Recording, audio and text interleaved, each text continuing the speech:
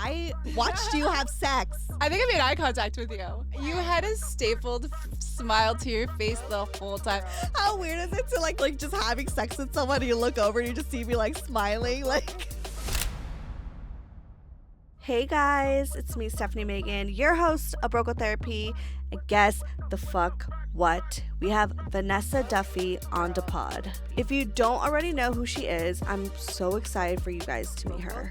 I know I keep bringing up these sex parties I've been to, but fun fact, the very first one I ever went to was Vanessa's party. In this episode, we just got to know Vanessa and just dive into her journey as both bisexual and demisexual. For context, being demisexual means you don't really feel sexual attraction unless there's a strong emotional connection. And honestly, that describes me too. And it's making me think because I've really been identifying with the term demisexual and where is it rooted from? Is it my childhood? Is it rooted in trauma? Or is it just simply something we're born with? If y'all love Broco Therapy, give us 5 stars, leave a review, show some love, spread the word, and I will love you forever. Anyways, I hope you guys enjoy this episode after the break. Broke girl therapy. Okay, I don't even know where to fucking begin because I feel like you're kind of iconic.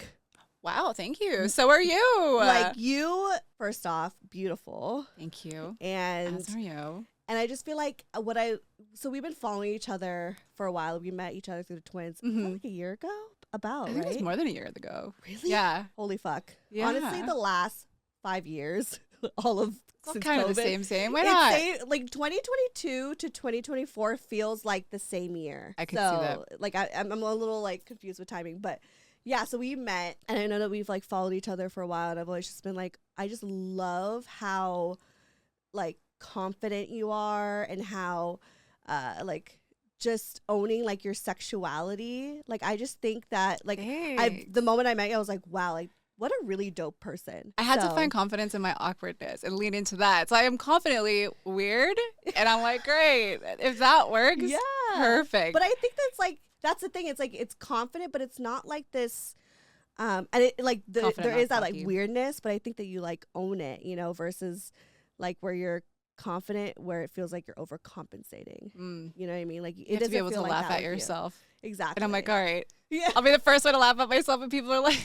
Were you like a nerd like growing up? Like is that because I feel like is that like your inner child? I was certainly a strange kid. I think just I wouldn't really I wouldn't make it much different than kind of how I am now. Just like weird thoughts I'll blurb out or say, or just like unfiltered, or want to do crazy things or weird things. And I feel like that's not as accepted as a kid. Yeah, you know, you kind of have to like be like Backstreet Boy, the Spice Girl, like whatever was common. And so I was like, people are like, what are you doing? And so like, I think in that way, I was always like a little bit of an outsider. Okay, so you didn't like the Backstreet Boys or Spice Girls? I wouldn't judge you. I mean, I know I like the Spice Girls. Okay. Yeah. Lots of sexual awakenings through all of those as well. So for sure, I was gonna say like. I was having this conversation with my friend Rose, and I really do think I am the woman I am today because of the Spice Girls. Really? Yeah. Which one? Oh, I definitely would go back and forth to Posh and Baby. Yeah. How about you? I went straight for Sporty, and then something quirky about the Ginger. Sporty and Ginger, because she was just kind of like weird, like laughed at herself, but also like hot. And Sporty Spice was just like the babe. She was the fucking babe. I love her. No, it's so funny because I really maybe I need to do like a psychology analysis on this, but it really says a lot about which Spice Girl you played when you were younger. You know what I mean? Like for like instantly, I was like, oh, you're such a Sporty and Ginger, you know, because I feel like again going back to like the confidence thing and also like the sexuality, like Jerry. Sorry, guys, if you're a Gen Z and you don't know who Spice Girls are. But, like, look it up. Educate yourself. Ginger, yeah, I know. Ginger Spice, like, she was, like, the very sexual, like, person of, like, the group. So it, like, very makes flirty. Sense. Yeah. Yeah. And then for me, I felt like I was... It is kind of weird because Posh and Baby are very different. Quite different. Yeah. But I do feel like there is this innocence and naiveness that I really always gravitated towards Baby and like the cuteness. And I think that not that I'm over like, oh my God, cute, I'm over cute, but it's just you do give up. It's like a sweet energy. Yeah, a little like wholesomeness in there, you know, that's ingrained with me, but that's another podcast for another time. But like Posh Spice, where I always really loved fashion and like stuff like that. So I felt like that was like outfits. So anyways, we're not here to talk about the Spice Girls. I love this intro though. It's like sexual awakenings, fashion. That is such like I stress out with like fashion, so maybe that's why that didn't quite work out. I was like, cool, leggings, like jeans, yes, right. You're like, we'll let me just wear the workout something crazy. You know, I totally get it. For me, I'm like, I loved her little Gucci dress. You know, so I was all about it. But okay, so since it's the first time you're on the pod, I feel like we always love having more of like this introduction vibe to who you are. And like I've mentioned before, like you're very, you know, like confident and sexual and stuff like that. And you also are like in the sex space. Okay, you know what? I'm just going to jump into it. All right, we're just going to jump into it. Let's go. So I did an episode. I said my first sex party ever. And that was your house. The kickback? The kickback. The kickback for millennials. Millennials. Honestly, I was honored that was your first, because it was such like yeah, I'm like, I was broke girl therapies first, and you said, I remember you saying that like some people recognized you. And it was just, I fucking love that. That is your demo, and it's like it kind of was. I feel like a lot of these parties, the smaller ones, what we'll do is just like mostly a bunch of friends, and then friends who are like, oh, I want to introduce these new people to it, and it's like more of it's a less stressful environment to be in, where you're talking and this and that. But I think it was like it was the perfect first play party for me to like be introduced to the space, because I've always like obviously heard all the stories and stuff like that, and for me, you know, it's like for the first time, it's like you want to feel comfortable versus like walking in and everyone's already like fucking. I think people have that like assumption, right, of like sex parties, like you're gonna walk in and you have to like all of a sudden just take off your clothes and get naked and do it. But it's like, is that what you thought? Yes, maybe that's just me. Layla invited you. I love her. I love her so much. Yeah. And did she give you any briefings? Or did she like, she okay. Did. But I think even before Layla even saying anything, this was just like my immediate thought. What is that? Because I don't feel like I meet that many people who are super, super fresh and like first time where they haven't done some exploration to like, what were some of the first things that you... Because you know from like Cami and Nikki, like you already, you know what it's like. And so with that history, still, what were some of the first thoughts? Well, I think it was never really, although I've heard so many stories, I always hear about the stories of people just fucking, you know, like the stories of when Nikki got DP'd, or when Cami, the first time she sucked titties, you know, or something like I feel like I only hear the highlights, you know, versus... That's fair.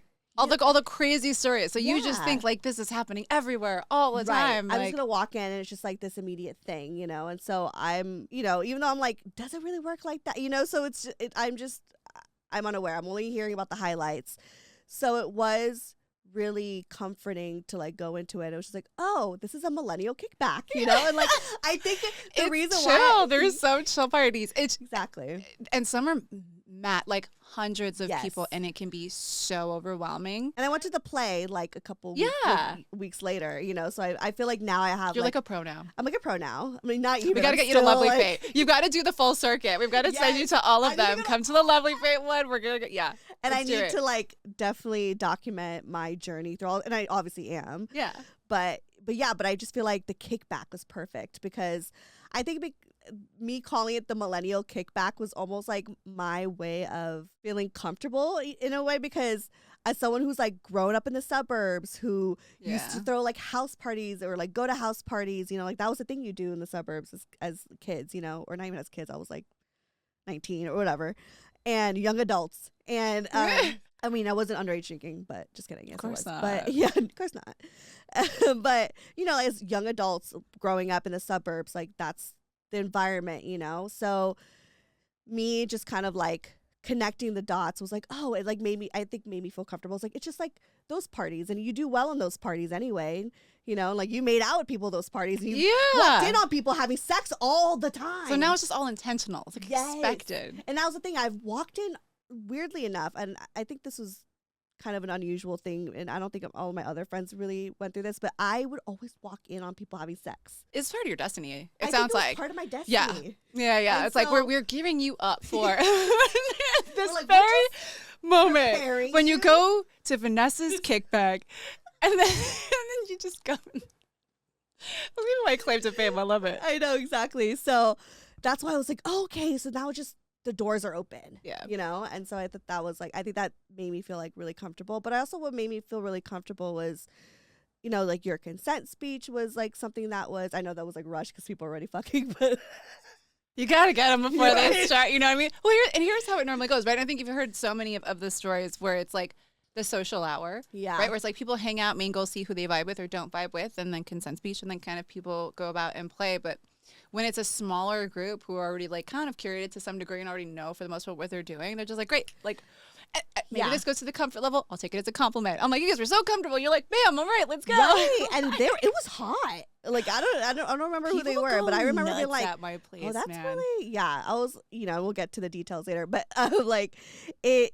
Like I felt very comfortable with that. And I also think, again, like you said, people there already have been there and they know the rules, they know the guidelines and all that stuff. So it was like, I felt really comfortable with how welcoming everyone was. Like no one was judging me for it being my first time. Yeah. And I don't know why I always like assumed, again, maybe just like high school trauma, but like going into something new and being like, oh, sorry, I'm the new kid in town, you know. And everyone's like, who's this new kid? Like they don't know what the fuck they're doing.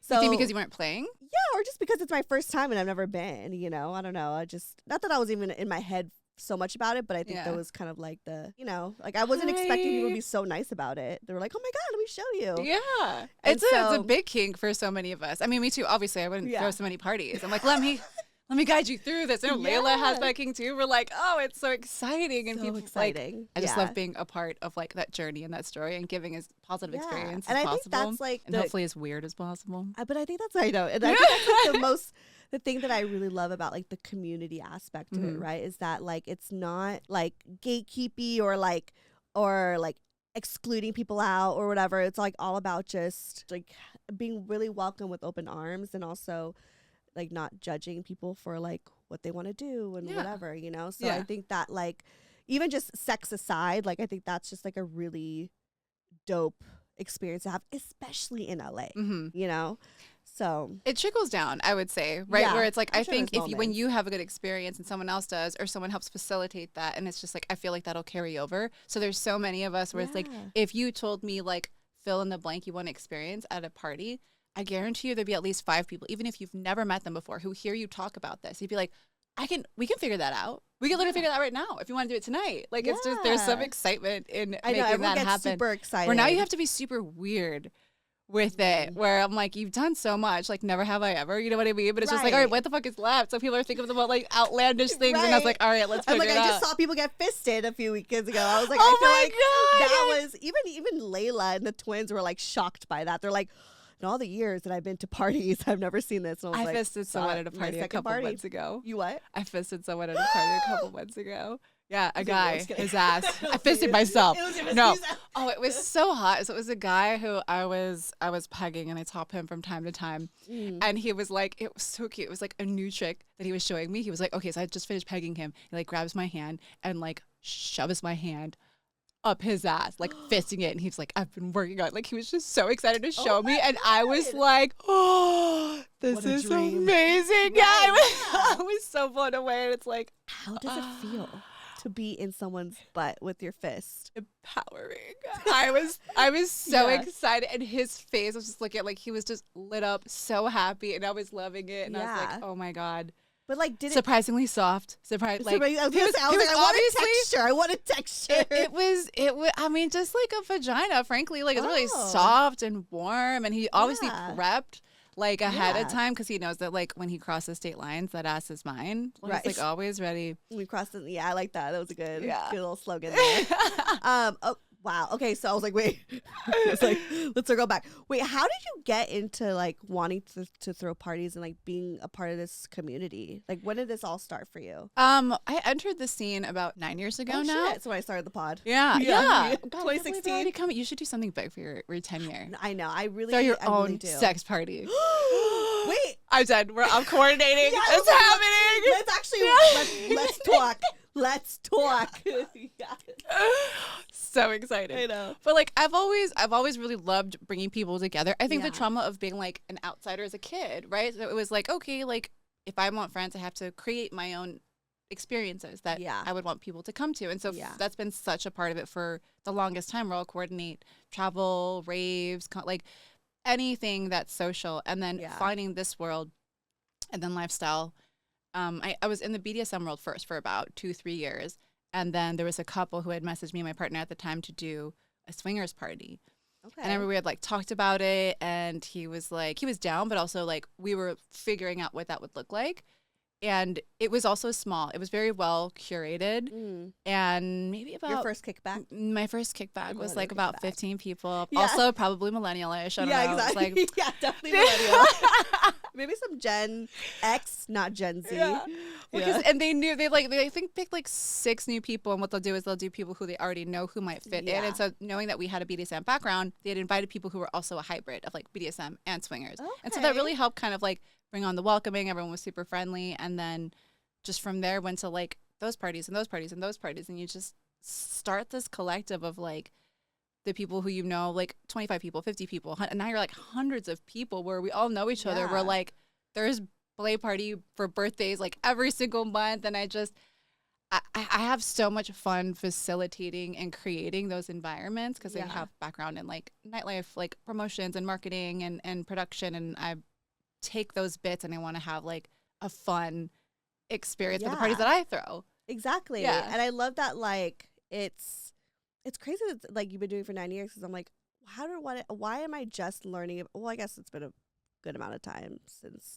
It's just, why am I just going now is really the question. But I was going to ask you that. I'm like, you've clearly been friends with the twins even for the longest time, and not once were you like, I want to check this out? I mean, I've told them, and and they were like, yeah, totally. But I will say is that, like, I think in the prime of when we were really close and like collaborating a lot, I was living in the Bay. Mm-hmm. Oh. And so, like, when they were going to parties and stuff like that, I think that's like the most of the time when they were going to parties in that era was when I was living in the Bay. So it's kind of like, how long have you been here? Well, I was born and raised in LA. Yeah. But I lived in Oakland with my boyfriend for like 2 years, and those 2 years is when I like met Cammie and Nikki, and we started to become friends, and they were like in the height of their like sex party era.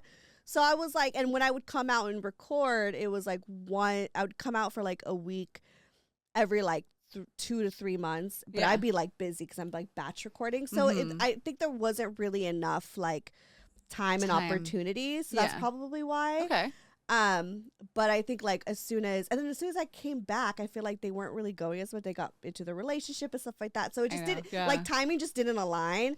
But then I met Layla. It sounds like it was Layla more was like a baton handoff. They're like, we're gonna take a break. Here almost. You go. Yeah, they're like, okay, here you go. And I'm like, but I'm all like prude with them. Like, what do I do with this? Like, what do I do with They're like, we've trained you. Yeah, exactly. Like, what an honor, you know? So, but it's funny because it's like, and then I met Layla because they, obviously just the community and stuff like that. And Layla's been, I think it all worked out so perfectly too. So yeah, I'm just glad to be here. But okay, let's talk about more, because you said you started off and you were with your partner and you tapped into like the swingers world. Like, what was that like dynamic like now turning into like the non-monogamy world and like doing all of these? Well, we started with that partner. We started in non-monogamy. Okay. So we started the relationship as an open relationship because I had come off. I was in a 6-year relationship, almost 6 years. Okay. And like had tried to make that open towards the end, just because I've always been a bit like, super bi, like honestly a little bit more gay than I am straight, mostly. Yeah. If I were to put ratios to it, and so it was just we had different schedules. We weren't connecting as much, and I was craving women. It's like I worked in nightlife, and there's like gorgeous women all the fucking time. You're like, I'm just like, you're like, so I was like, I'd be like, what if like, I'd always say it and like be like, hey, what if like, and he'd like laugh. He'd be like, oh yeah, but I'm like, no, seriously. You're like, no, I really want to fuck a girl. Yeah, I'm like, yeah, it's like eventually like the conversation had kind of come up, and he was, open to trying it. Obviously not super comfortable, but he did make an effort to listen to some podcasts that were really open about open relationships and things like that, and we tested it out. And I think that level of trust and openness and like needing to figure out what it is that you're wanting and needing, and so learned that we're quite different. And I think part of me subconsciously knew that as well. It was like he wanted like family, kids, home, and like quite a simple life. Didn't even really like traveling that much. Yeah. And I was very much the opposite. And so when I re-entered the dating world, I had put on there that I was looking for someone to know who would be open to having an open relationship. And how was that like to just communicate to people like while you're dating, like, hey, this is how it's gonna be. So know? I actually didn't have it on the apps at first because I thought I needed to like protect myself to some degree. I was like, oh, I don't, because it wasn't really talked about, especially back then. No, it was not. And I had also never been on the apps before. It was my very first time because I was in a long-term relationship. Right. And so having it on there, right, where I did when I was in the partnership, because I was like in an open relationship, just to have that clarity. And then when I was out of it, I left it on for a while, but I was only engaging with women.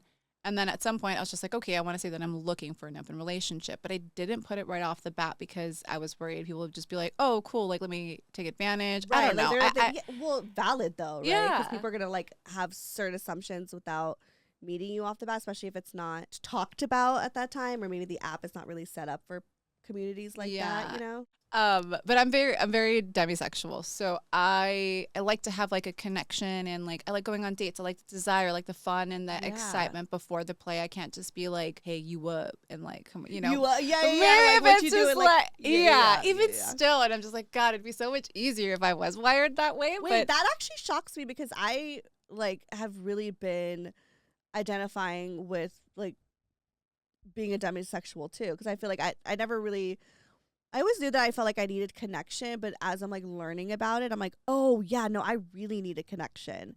And so that's why for like these parties and stuff like that, like I haven't been maybe like more open to like playing right away, is because I'm like, oh, I like need that.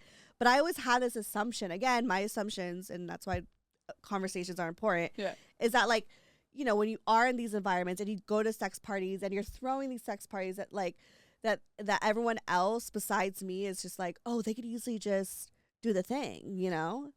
It's still hard for me. Yeah. Well, one, because I think because of that, I think the host mindset is also challenging too. It's hard for me to switch out of that already as it is.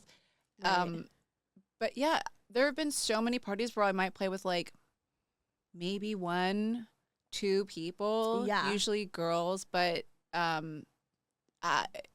yeah, I was gonna say I watched you or just not play at all. So I've actually I was like I watched you. I've had so many people who have been like, Vanessa, I'm so proud of you. And they're like, you're coming back, you're making a comeback, because there was like a bit of a lull there where I was just like trying to where I was like not in like a super sexual, and I'm not someone where I'm just like, oh, let me force it to do it. Like if I'm not in the headset, I'm not gonna say it. If I'm like in the middle of it, not feeling it, I'm just like, I need a time seize. And like, you know, I try to be super, super in tune with my body because I can't help it. But I noticed that it's just like, that was happening so much. I'm like, all right, like what's going on? And just like, I think the intimacy and the romantic element to some degree, having coming out of like, you know, just like heartbreak and things like that have happened. It's just been, okay, let me dive into that a little bit more, analyze it more, revisit the same conversations with the therapist. And she's just like, all right, let's do this all over again. But so it's something that you're still continuously like, you know, like facing and, you know, and trying to understand. That happens a lot well, I think we're human. I think that's what I love about lifestyle. It's not like it's such a separate thing. It's so similar to just regular life. Like we've been seeing a lot of the situations happen with people who are going through breakups in the community right now. Like whatever was in retrograde a few months ago, they were like, oh my God, that like, retrograde was hitting. Wait, what's your sign? Sorry, off. Libra. Oh my God, just like the twins. Yeah. Well, yeah, we did the joint birthday. Oh, that's right. Yeah. Oh my God, that's so funny. I'm Aquarius. Ooh, very creative. Are you into like? I know it a little bit. Okay. Mostly because of the twins. I was gonna say, the twins have been. they've been like, educating. It's because this and this and this, and I'm like, ooh. I know. I love their little. I believe it though. I love it. Yeah, same. Okay. I love hearing that, and now I'm just like, I want to pack this more, because definitely as someone is like as me, who I'm like, okay, I definitely have to have connection.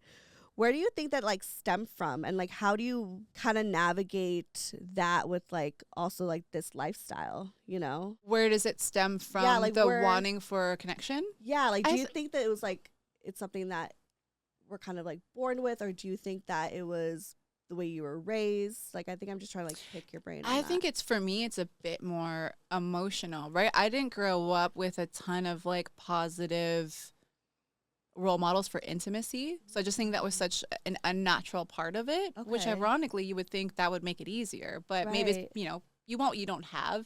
And so I think to some degree, like in the partnerships, like in that evolution where it's like you, to navigate through this lifestyle, you have to be very, very in tune with yourself. Like you can't push yourself to do things that aren't comfortable, but you can be curious about it. And I think through that discovery, I was just like, okay, like desire is a big component. I think choice is a big component too. Like having been sexually assaulted, I think having the ability to like make a conscious decision. I feel like I know that person and that character and feel safer. It's just like, okay, I am deciding to play with this person. I am deciding to like allow this person to be a part of my energy, and we're sharing this energy and having a safety in that for like what might even be like a short period of time knowing them. But like I usually don't even always play with somebody new the very first time.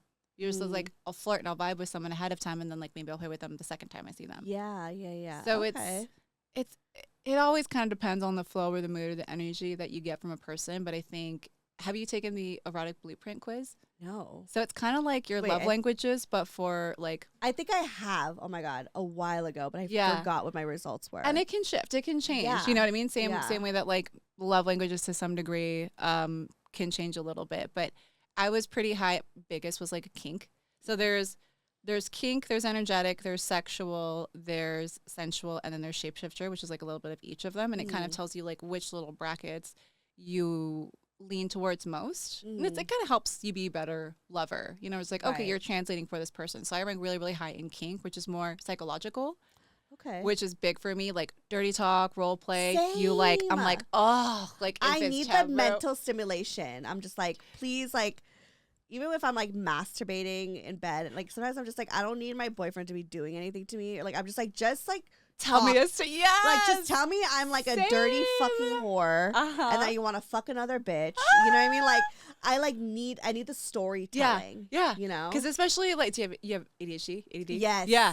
I feel like that's an extra layer. It like helps us. Where we're like, otherwise we're focused on a bazillion things. And if I'm enthralled in this story, a part of it, it just turns off a lot of the other noises and allows me to be more in my body. Like it's so much faster for me to come if like someone's throwing in all that. I know, like sometimes it's like, oh my God, sometimes I need to like relax when I'm because like one of the things is like sometimes oh my God, the anticipation. No, I don't know. It's really not that like dramatic. I don't know why I can't speak. I think it's my ADHD that's making it dramatic. But prior to like my relationship, when I was single, I had a hard time coming. Like I could never, like there was even this one guy I was like fucking on off for 3 years, and like yes, the sex was amazing and he was hot and whatever, but I was like, I just never came, you know? Wow. And it was really difficult for me.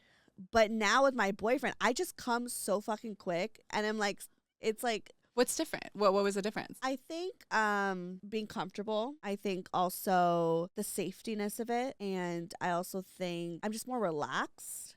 You know? Yeah. I think with like guys in the past, it was very much like I would almost like use sex in a way for them to like fall in love with me, you know, because I was good in my at 20s, it. I didn't fucking know. Right. That booty, you know, I was like, you know, I'll get that pussy, he'll love me. But like, he only loved the pussy, but he didn't love me. You know what I mean? Because obviously that's not how you get someone to fall in love with you. Yeah. But, and that's, you shouldn't do that. Also, you shouldn't manipulate people like that. But, you know, so like, I was doing things for the wrong reasons versus just like fully just enjoying myself, and also just like connecting with the person, you know? Yeah. And I think, you know, with my boyfriend now, it's just like, I feel comfortable. I love him. He's my best friend. And it's just like, so it's a different experience. And I think that's why I come so quick. Also, it's because I, you know, like, I don't know if we've talked about this, but I'm a cuck, basically. Like, I've never seen I've heard you talk about this. Yes. I've never seen him like hook up with anybody. But like the thought of it, it's like this instant, like I instantly get horny and I instantly fucking come. Where does that come from? I don't know. I think maybe like, I mean, if we're going to think therapy wise, probably because like. Let's dig deep. Definitely we're going down to fisting territory. We're going deep. We're going fist in, and we're just going to dive right in. But I think it's more just because like I really love like the bad boy. You know, like I've always loved, always had a thing for guys who had a little bit of edge. but they're also not the ones I want to end up with. You know what I mean? So with my boyfriend now, he's like not a bad boy at all. Like he's so kind and so sweet and so, you know, so it's like it's not that, but when he taps into it is when I'm like, I get to have that toxic side of me almost be explored, but in a healthy way. You know what I mean? Yeah. Because it's just a storyline that you're living in that moment. Exactly. Like I don't really want it in my real life, but when I'm like in my horny head, that's what I want, you know? So is the cucking concept storyline in your head, or because you went to a couple other play parties, right? Or you're at 2 play parties now. Yeah. Have you considered what that would feel like if it was in real life? Like, is it just sort of a fun imagination thing as of now, or would you want to explore that? No, I definitely do, but I think like, again, it's not something I think I could just easily dive into. When I'm in my horny brain, I'm like, oh yeah, fuck anyone. You know what I mean? Like I'm like, oh, it takes time, dude. There are multiple people who have come to so many parties and they'll only play with themselves for the most part. It takes a very long time for them. Which is everyone goes at their own pace. Everyone's got their own journey. So no rush. I'm just curious. Yeah, I mean, I'm not opposed to it, but I'm also not like, oh my God, I have to one day. That's my goal. You know what I mean? I'm just kind of like, I'm really don't have any pressure and any expectations. I'm just enjoying going to the parties and just like meeting people and learning, you know, and also just like rewiring my brain and relationship with sex, you know. But with, you know, the cucking thing, it's just like, you know, yes, like I one day would love to explore that. However, I'm not gonna like force it. Because I think what makes it hot is that it would be like spontaneous, you know. And so, like, and it just hasn't really, like, we haven't really, like, forced any situation. Nothing has really come up yet. But it's fun to, like, think about it. Yeah. You know? Did you get to play with other people at all at the parties? No. Okay. No. It's weird. I get more off on, like, him playing and not me. Why? I don't know. I think it's a demisexual thing. I don't know. Well, I mean, you could talk to someone and, like, build up to that, though. I know. This is why we have the show. We talk about it, we learn, and we, you know. But I think it's a few things. I think it's definitely like I want to, I don't know, like I don't just feel like I just want to just have sex with anyone, you know what I mean? Like I feel like it definitely has to have like a connection, it has to feel right, but I'm not like, I don't know, I just find it hot that he does it and then I just like do my own thing. And then I think eventually I would want to explore like bisexuality, like because I've never even made out with a girl before. Really? Yes.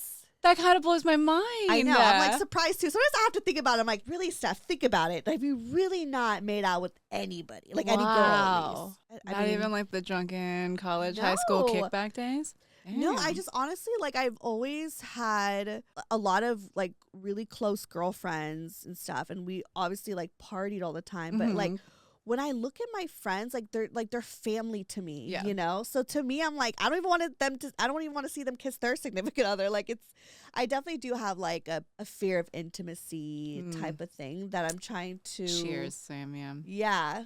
Where does yours like stem from? Maybe safety is a big one. Okay. The fear of intimacy, the safety, having just like opened the heart. Yeah. You know, open crushed. So it's just like you harden a little bit, but I'm actively trying to like not stay hard. Yeah. You know, and just maintain some of those softer bits. But it is challenging, like in the space and navigating as people are learning, and you have to be so honest about where you're at, what you want, and everything.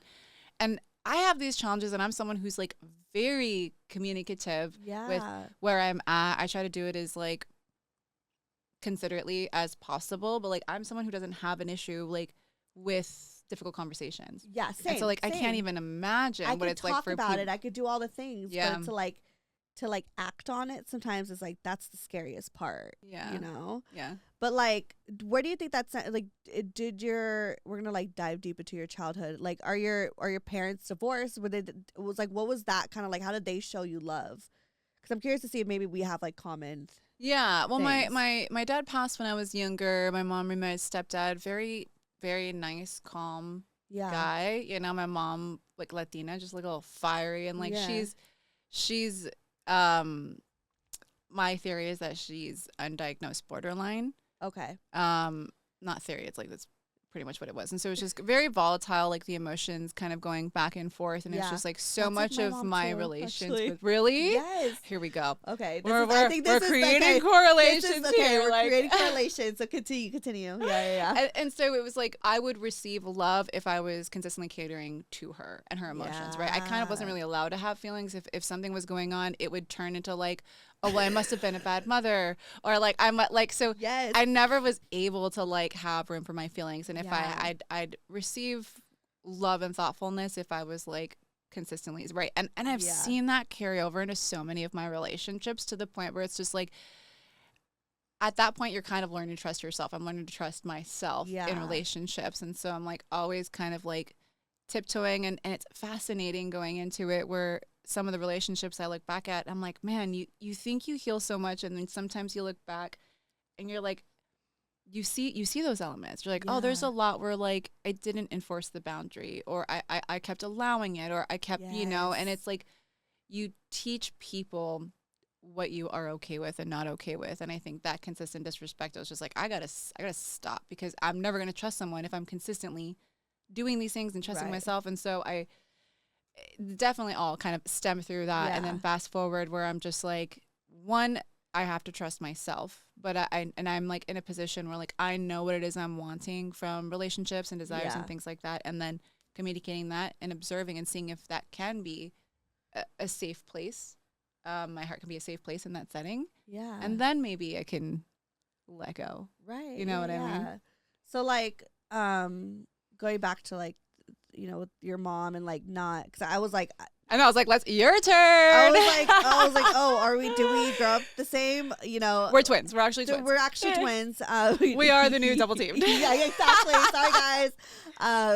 But very like similar, in a sense of like, my dad, like he. Like, where do we begin? Because I was like, they've heard some stuff, but I was like, how do I give you a good synopsis?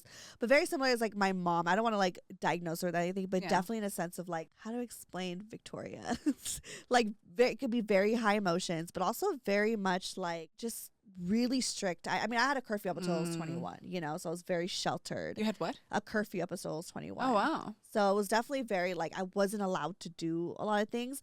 I figured out how to do those things, though. You know what I mean? Like, you figure out your ways of how to go behind your parents' back. But that's the thing. I never wanted to have that kind of relationship, but I needed to do that in order to, like, survive. But it was a very, like, kind of tumultuous, emotional relationship to the point where, like you said, I didn't ever feel like I was allowed to be emotional. And I also think, and I don't know if you have siblings, but I have two brothers growing up, and I was the only girl. And I think boys are like, I don't want to say they're easier, but they're just different. Like, especially when we're hormonal, like us girls, like we know what it's like to be fucking 12 and 13 years old, and we're having boobs and like, and like just everything is just really dramatic. So I don't know what it's like growing up with boobs. These are new. Oh. But I remember being attracted to the girls who had the boobs, and I was like, I had boobs in the 6th fucking grade. I had boobs before anyone else. I will never forget. Yeah, there was a girl in my homeroom who's just like, 6th grade. Yeah, so hot. Anyway, like, it's creepy to say that now. When I was that age, it's like this one 7th grader is so but back then, now she's a grown woman. Back then, yeah. But like I was never, or like even if I was being very emotional, I was always just like, oh my god, Steph is so dramatic and she's so this, she's so that. Like it was always kind of like a negative thing to be that. So I felt like I had a lot of like internal angsty rage as like a teen, but thankfully I did find ways to like to handle it, and I always relied on friends.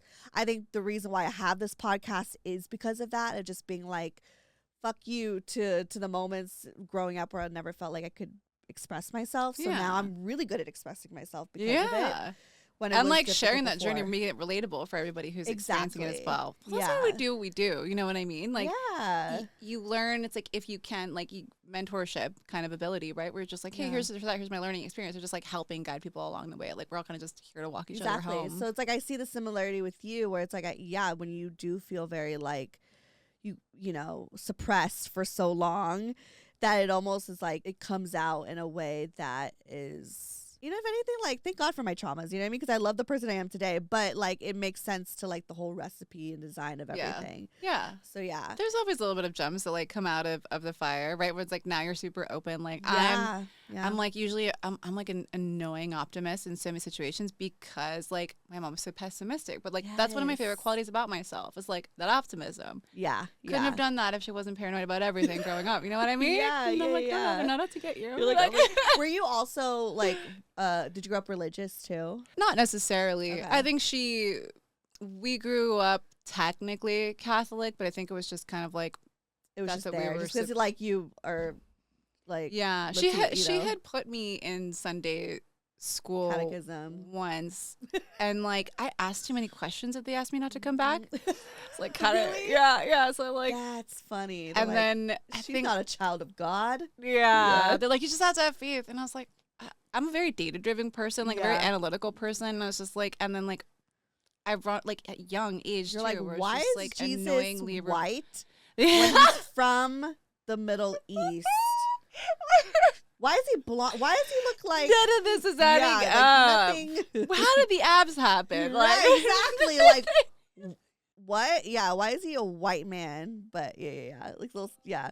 I mean, I grew up heavy religious. There so are a lot of people in the community who grew up heavy religious. I think that's like it's a religious trauma that gets us to this point in a lot of ways. We're just like, wait, we can be free now. Right. So I think that's why I feel connected to a lot of people. But when you've like grown up in a religious household and like, especially for me, from my experience, like I never even had the sex talk. I never even, you know, that was never. I really didn't either. Yeah. But for some reason, like all my white friends did. Really? Yeah, I feel like white people have the talk.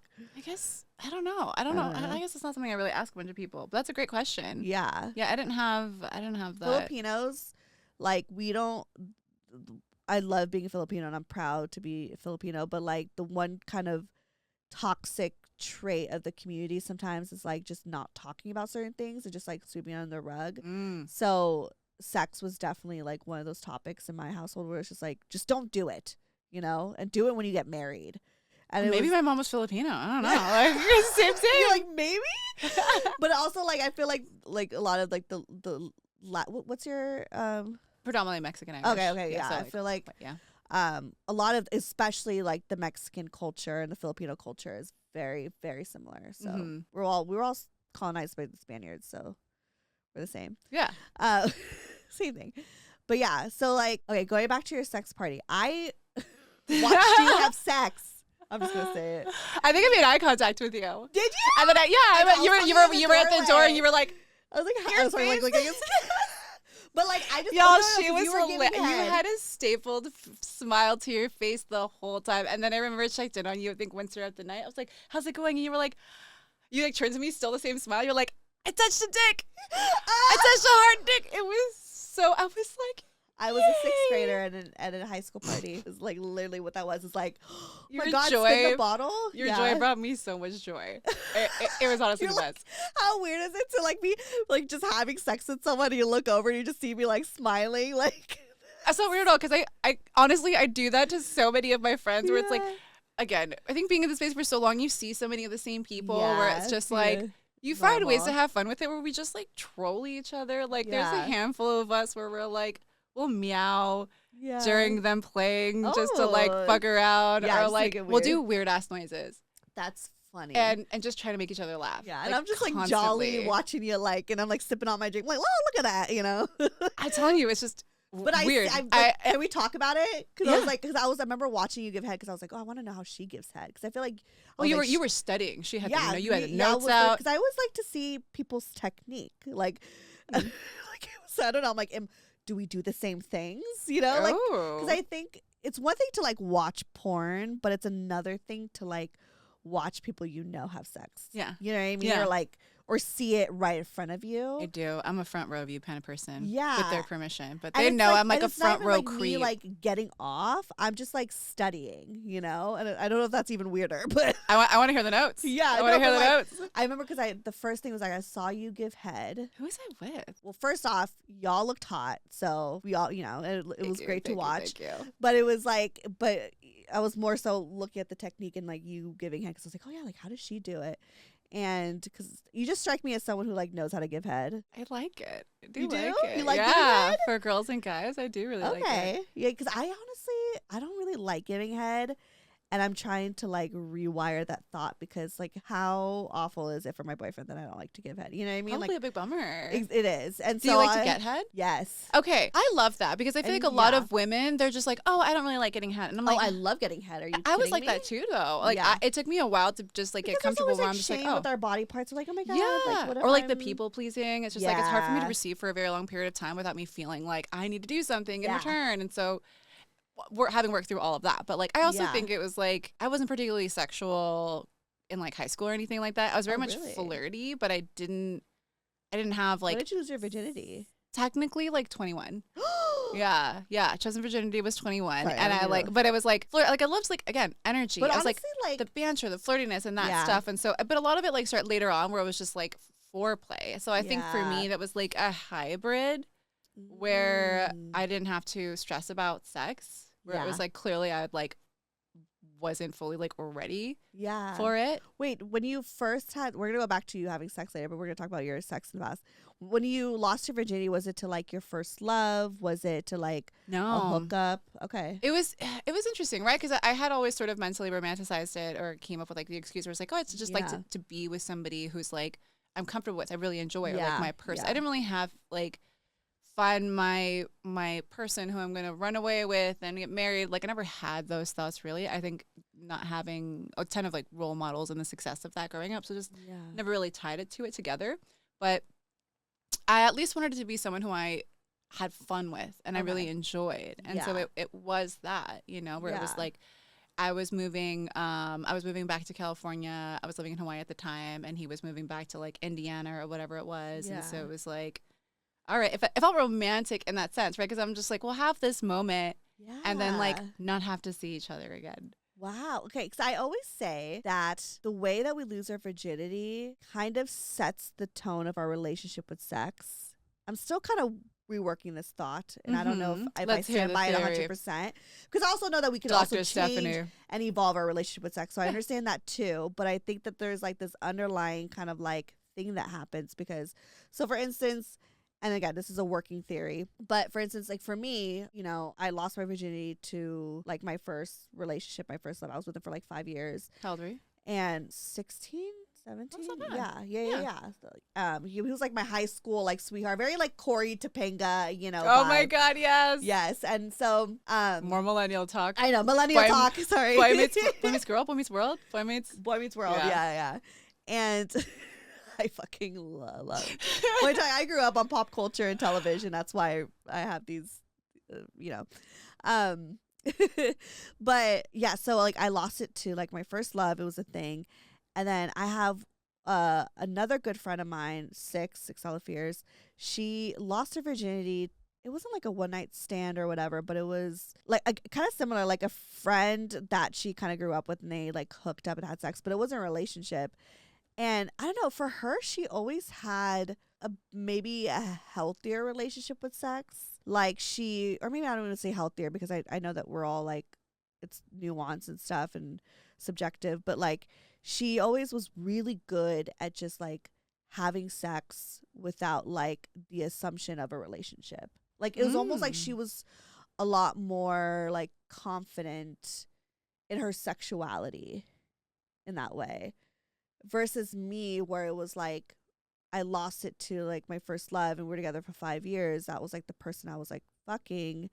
And then when I got out of that, it was almost like I resorted back to like the 16-year-old version of me when I was like 20 something years. You Interesting. Know what I mean? Yeah. So because someone you loved, you trusted, you had built this sort of storyline of what it would be like that, like society kind of tells you it's supposed to be. Your love, the person you're with, da da da. Right. Yeah. Yeah. And then so like when I started, you know, going on the apps and like dating and going whatever, and then like I'd find myself in these situationships, like again, like having sex with these guys. And even though we were like consistently like hooking up, I was like, wait, why aren't they like falling in love? Like, why aren't we together? Why aren't we not, you know? And then I'm getting attached and they're like, no. Like, I just like, I love the sex with you. And like, you're great, but I don't want a relationship. And that used to confuse me so much. And so I think I started almost like using sex as like, well, maybe I could get them to like me through this, you know? Yeah. So I don't know. Like, I think a work in progress of theory, but I'm just like, I would just wonder like if that plays a part in the way that you lose it. Right? It now you've got me. I've never actually thought about this particular thing before until you said this, and I think it's interesting because I had a couple people that I dated in high school, but I was like, for whatever reason, not religious or anything, for whatever reason, I just mostly probably fear, didn't want to have sex with them, right? Yeah. So it would only last however long it would with horny kids. You know what I mean? So it's like 3-4 months maybe. Yeah. Dating, blue balls, didn't have sex, and they were like, and there was this one girlfriend I had who like was the go-to for like, I feel like every guy where I was just like, all right, I don't want to have to deal with this stress. Like, let's just not. Yeah. And then they would go to her and then they'd fuck. And I remember, and we were still friends. Like, I didn't know it. Like, I think at the time it was like a little annoying, but I was like, I'm not going to do anything about it. Like, cause I'm not going to force myself to have sex with somebody who so I think, I wonder, I never really thought about that before until you were saying that, right? It's not a direct relationship with sex, but I wonder if it was like. It kind of like sets the tone. To some degree. To like your sex life moving forward. Yeah.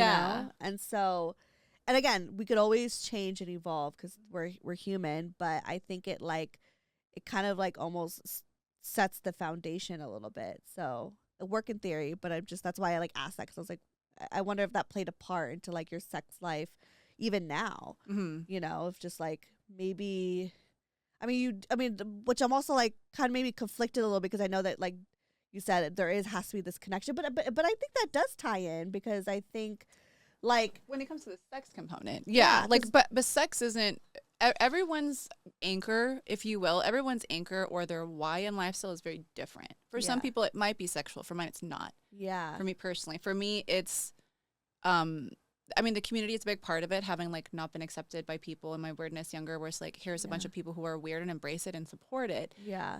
In addition to like being fully transparent and honest with each other, right? Having had so many situations in like life, friendships, romantic relationships where that wasn't a part of it. And it's like, you can't not have that. You can't, but like, it's not ethical for you to have that in this where it's like you have to consistently be talking with each other. And it's even deep in so many of my friendships where I feel like friendships in the community are a lot different than vanilla friendships that I'd had before, where I feel so much more comfortable being like, oh, hey, like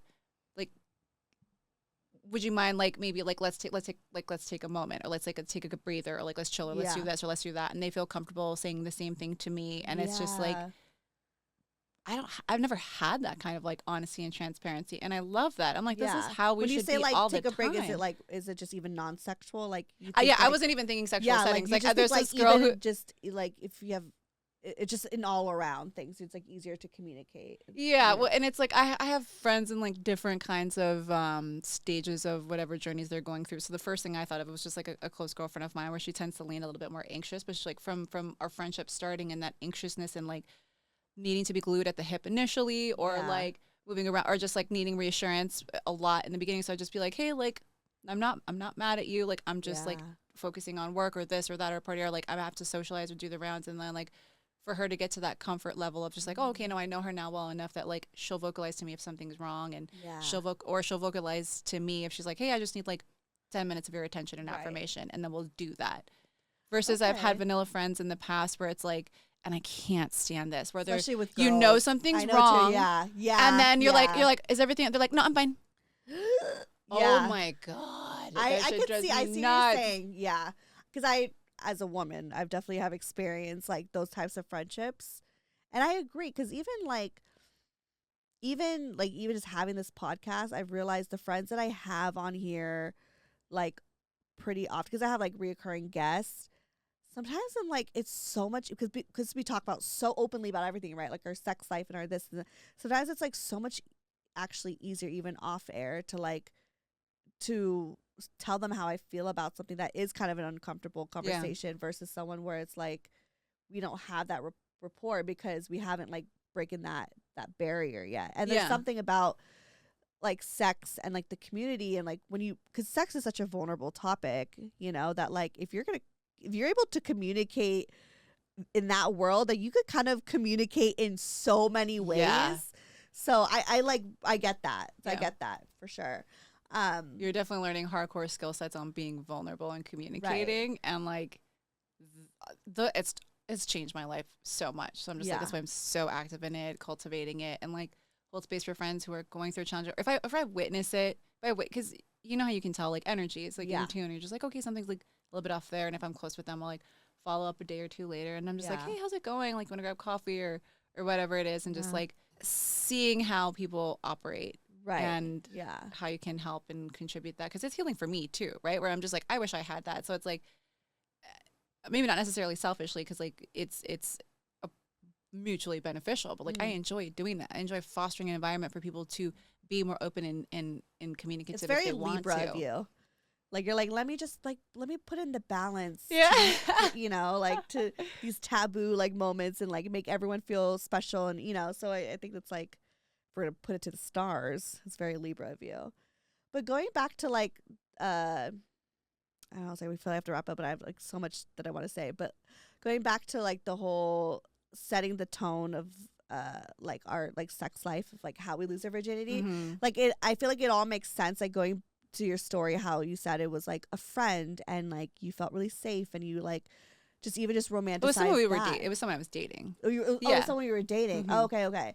But I think what fascinated me was like you knew it was not forever, but you were so honed in on like, this is a connection, this is a moment, you know? Yeah. And I think like maybe that's why it makes sense to like how you're able to do that with, you know, like your partners almost. Like I'm assuming, I don't know how all the relationships are, but like I'm just like putting the dots together. You know, because I know that like for you, you know, you identify as like demisexual and so do I. But I think where maybe there's a difference is like, because I think demisexual at the core is connection. And I think you do it so well in a sense of like having connection without expectation. Yes. And I think mine. That's what I was clocking too. Is that for you, especially with your history where it's like. Not evolving into a romantic relationship or which is where your head was in that desire, where it's just like, okay, how is that like, disconnecting? Versus for me, I was like, the fact that I knew we weren't going to be together doesn't take away from that moment being really special, right? Which is almost a very poly-oriented mindset, which is something that I've explored for like the last year. Yes, it makes sense to why you're in this like lifestyle for sure. Yeah. Because for me, it's like, and I think this is probably I should make a few appointments to my therapist, but it's like I need to go to real therapy. But there is that like expectation, you know, of like, I need that connection, but I need to get rid of that expectation, you know, versus, and I think for some people it's not easy. You're taking away that wiring, especially if you want a person. Like you have a person. Exactly. So I think maybe it's a different form of navigation, but there's a lot of people in the community, guys and girls, who I know where they're starting to enter that territory where they're like, oh, would like a person. So then it's like an extra added layer of challenge of just like, how are you compartmentalizing when it's not, and it's just friends from a party to when the date, like it can get very muddy. It can get very sticky. Yeah. Like I'm like, how do I navigate and compartmentalize all, you know, the thing? Cause now I'm not looking, I already have the relationship that I have and I'm happy and that's fine. I'm not looking for another one, but it's like, you know, obviously he's okay with me potentially like playing with someone else, like he's not against it. I think obviously there's just like boundaries and conversations, but like he's definitely something that he's open to doing, that, you know. And I think even for me, like going back to the bisexuality, I think I would more so would want to play with girls rather than guys, because I'm just like, I already have a guy here, you know, that I'm like different flavors. Yeah, I don't. You don't have to have only like the red M&Ms, right? Yeah, but it's also like, if I'm going to explore outside of my relationship, I would want it to be something different and something I haven't even ever explored, Mm-hmm. you know? Do you think you have bisexual tendencies? Like, are you attracted to women? Do you, or? Yes. Yes and, like, yes. I definitely feel like I have a type. Like, I know Brian, if he's listening to this podcast, is probably laughing because I definitely have a type. I like more, like, stud stud lesbians that like have a really pretty face but like are kind of like a dude. I think I'm really just drawn to masculine energy. Yeah. But I'm also like aesthetic or energetically, or I think energetically because what's up, girl? Yeah. Yes. But it's like, but I'm also like I don't want to be like just only going towards that. Like I'm open. You don't know what you don't know. I don't know. Exactly. I'm like, I've never even like kissed a girl. So I'm like, what do I? I'm like, I am a 34-year-old woman. And I still have not kissed. And I've had a lot of drunken nights with my girlfriends. Yeah, that's what I'm shocked the about. World. Like, you would think I would have had that opportunity. And I don't know. I also think I'm not a flirt. At all. And that's another thing I'm trying to like process within myself is like, what is my flirting style? Because I think that we all have our own style, but I'm like, I actually don't think I'm a flirt. And even my boyfriend said it too. He's like, yeah, you're just kind of like come as you are. Like I'm very this is just me, you know? Yeah. But there isn't like much of a flirting side of me.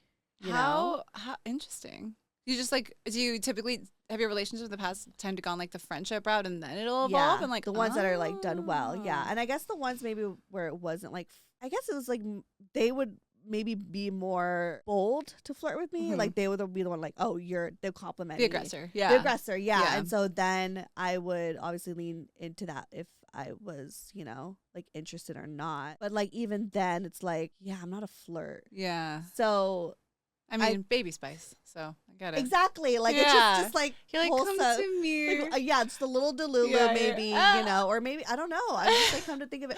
Or I'm like, definitely the aggressor with females. Yeah. And I love that where I'll just be like, hey, like I'll like switch on that energy for women. Like you like usually. tap into your masculine energy. I feel like it's on usually most of the time. It's really hard for me to tap into feminine. I've been practicing that really, really hard over the last year, trying to do that better. Unsuccessfully. That's probably a lot of my guy friends are like, oh, sure, bitch. Because I can be very like broy with the guys and chill with the guys, and it's just, and I think it's just because like, not that they're not attractive, but I don't always, I go through waves of like hetero or not hetero, right? I feel like females are a constant. I'm always really attracted to women, and like with men, it kind of comes and goes, and so I'm just always like more friendly with guys and not as flirty. But I will say, even with like girls, for example, I have this thing where it's like if I'm flirting, it's fine. But if I like someone or if I'm like into someone, sometimes it's the opposite. Yeah, like I don't even want to look like, at you. Yeah.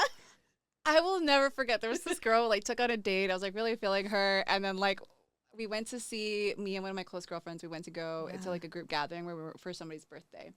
And my friend at the time knew that I was like really into her, and so she was like, "All right, let's go. I'll like wingman you." And then like. Didn't really see me engage with her the whole night, and then we came home and she was like, we were recapping and she was telling me, she was like, oh, I thought you were into it. And I was like, I am. And she was like, oh my god, are you the type where like if you like someone you just like barely hang it? She was like, oh my god, that makes so much sense. You were barely dancing with her, you didn't really talk to her that much. I was just like, I think that's me too. I think especially if they're not showing signs and they're not the aggressor, like I think I definitely would avoid it. Like especially like if there is like someone who's hot, I'm gonna be like, I'm not gonna look at them because I can't let them know that I'm looking at them. Direct eye contact. Like don't make eye contact. Like like I'm not gonna. Especially with our intimacy issues. What do you mean? I'm like, don't look at me, and I won't look at you. And so it could get pretty complicated. But yeah, like my flirting style, like if anything, like I think it's a little Baby Spice, very like childish, and I think also growing up with brothers. Are you the oldest? No, middle, which is controversial because middle childs we're all a little crazy, and I'm the only girl, so it's like I got but I think with brothers, it's a lot of like, if anything, like they made fun of me a lot. Like I was there, maybe a little too much, but so like it was always like I had to like fight back and like kind of give it back to them. So I think now when I think of like the times where maybe I was intentionally flirting, it was almost like I was being mean. Oh. Yeah. Again, very like the whole sort of thought process where play. it's like, oh, he's bullying you because he likes you. Yeah. But also like, I don't know. I could be like, but I'm also like, even if I'm not flirting, I could be very playful like that. I You like know? like fun, playful Even- banter. yeah. It almost feel people But it describe doesn't it mean as like like I'm European. flirting with intention, but maybe I'm just like fun, playful banter. It's just Yeah. me being like roasting you. I know? love that. Yeah. A roast to flirt ratio is fucking so fun, amazing. but and not a lot of people like that. Most people don't like and it, also like unfortunately. right, not a lot of people can take I'm like, that. oh, explain. So they're like, okay, and I'm like, oh dang, okay, you know. So it's like they can't take the heat. oh my god. But also like Filipinos, this is also within our culture, will like smack each other. Like, so I do a lot of hitting, and I've also had exes be like, can you not fucking hit me? you need to chill. Yeah, like chill. you need to relax. So Yeah. it's like, it's not cute. Like I'm not like, like, you know. Yeah. So it could be complicated. So anyways, What an evolution you're going through. I know. I love it. And I love the similarities and like the Yes. backtracking. I came into this thinking we were going to talk about sex pairs, and here we are having like root heart to hearts in our childhood. Always. and I sex. know. It was like, wait, we have similarities. But also like going back to the beginning of the conversation, like maybe that's why I feel like so inspired by you in a way that I'll gravitate towards you. I was like, oh my God, so much confidence, so much this, because like now that we're like dissecting our lives, I'm like, oh, like I do see a lot of myself within you, but also like I feel like you're almost the idea of like where I would want to be eventually, you know? I feel like it's funny because the few moments that I caught with you at that event, I didn't even notice that you were nervous. You seemed confident. Oh, like yeah. I mean, certainly like you didn't know as many people, so Yeah. you weren't like as Yeah. social Yeah. butterfly, but like I didn't read that you weren't confident. Like I mean, it's not that I'm not confident. Like I definitely have confidence. Like I do well in a room with new Yeah. people, and like, you know, especially if I have a few drinks in me and stuff. So I wasn't necessarily nervous. yeah. I was just like, what's going on? You know, like, am I Yeah. okay? Am I doing this right? Like, it was just like, you just kind of like scoping out the scene. But I wasn't like, oh my God, I'm so scared right now. It was just more so, Yeah. or like social anxiety in that moment. It was just Yeah. more so like, am I doing this correctly? Can I look at you guys have sex? Can I watch you give head? Like, you know what I mean? So I'm like, I'm just questioning That's what I love about things. you is that you're so vocal, or even like hearing like the podcast and the way that like you would speak, where it's just you just think it and you say it. You know what I Yeah, mean? It's yeah. just like you're a curious person. And you're not afraid to like ask, and that to me that's confidence, right? Oh, And I think there's so yeah. many people who aren't like that I have so much respect for people who do, Yes. because I'm just like Yeah. ask or be curious and things. It's like I'd rather people For be curious sure. than just like otherwise get stuck in like storylines in your head. And I'm like, no, like Yeah, I think I'm definitely explore. confident in like that world, but I think like where the confidence that you have is like with like sex and stuff like that. At least from just obviously like I don't know everything about you. I just know from today and what I've seen is like just the confidence of like owning your sexuality, right? Like that is like I think that part is what I lack.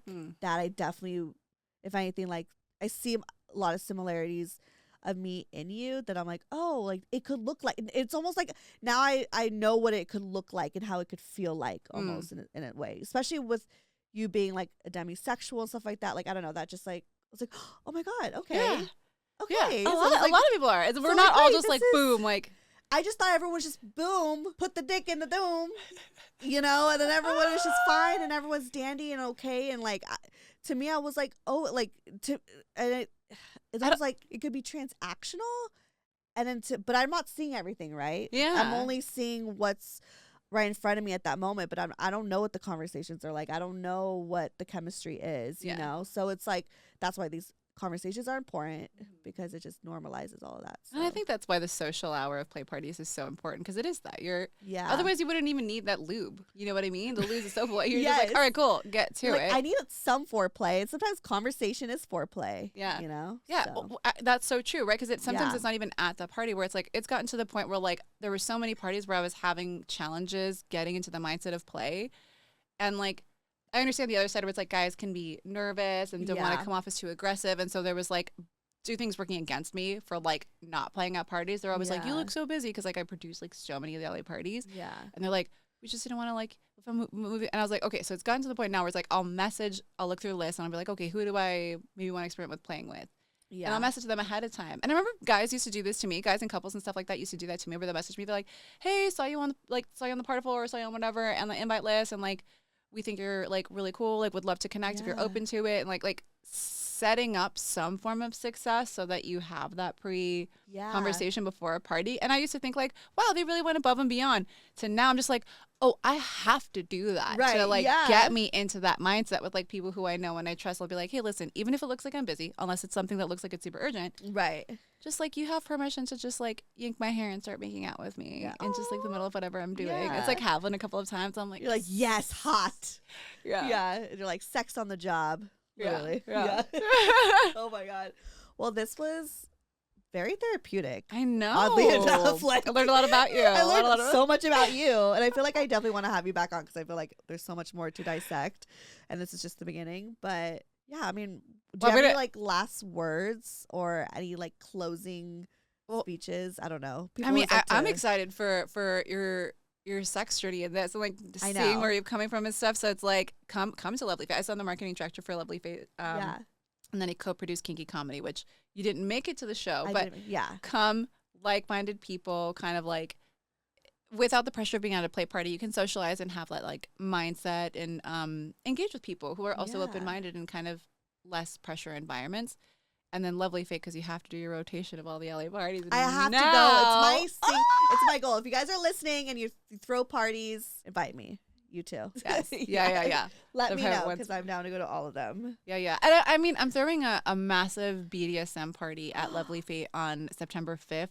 And I know Brian and Layla were talking about wanting to go to a dungeon. So maybe like that'll be like, we can do that full BDSM experience. Party. Go. I'm scared. Because that one I might be scared. I might need some like... The BDSM world is wildly different than the swingers world. Okay. Wildly different. It's not as, in my opinion, it's not as stressful.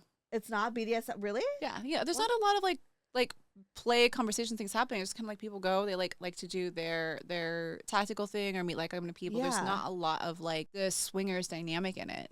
It's very much more of like a calm, respectful. I think that's where my like deep-rooted thing for like communication and clarity is, because like you had to have that in the BDSM world. And so carrying that over was like a big thing. But anyway, you can catch me at a Kinky Comedy show, catch me at Lovely Fate. It's a wonderful party for beginners. Yay. The Frisky Flirt is my page as well, where I help like educate people in their curiosities, turning that into confidence and lifestyle with like my experiences. Yeah. Amazing. And also I had like a couple listeners reach out to me being like, wait, the Kinky Comedy, they're like, I've been always wanting to go to that. So I'm sure that there was a period of time where people were like, but I'm not kinky. Is that okay? Or it's like, I don't want to have sex. Is that okay? And I'm like, it's a comedy show. It's a comedy show. Yeah, like, you don't have to be lifestyle or kinky to attend a kinky comedy show. It's just very like sex conversations and kinky it's more like edgy and bold. It's not always, but it's just like, you know, the people who are going are like wanting something fun, taboo. And so like the comics always have a lot of fun kind of entering that realm. I feel like there's so much to do with that as a comedian. The sex joke was a great joke. Yeah. You know? Yeah. So, anyways, okay. Well, follow me, Stefanie Maegan, or go to brocotherapy.com. All that shit is there. Ooh, thanks for having me. Broke Girl Therapy.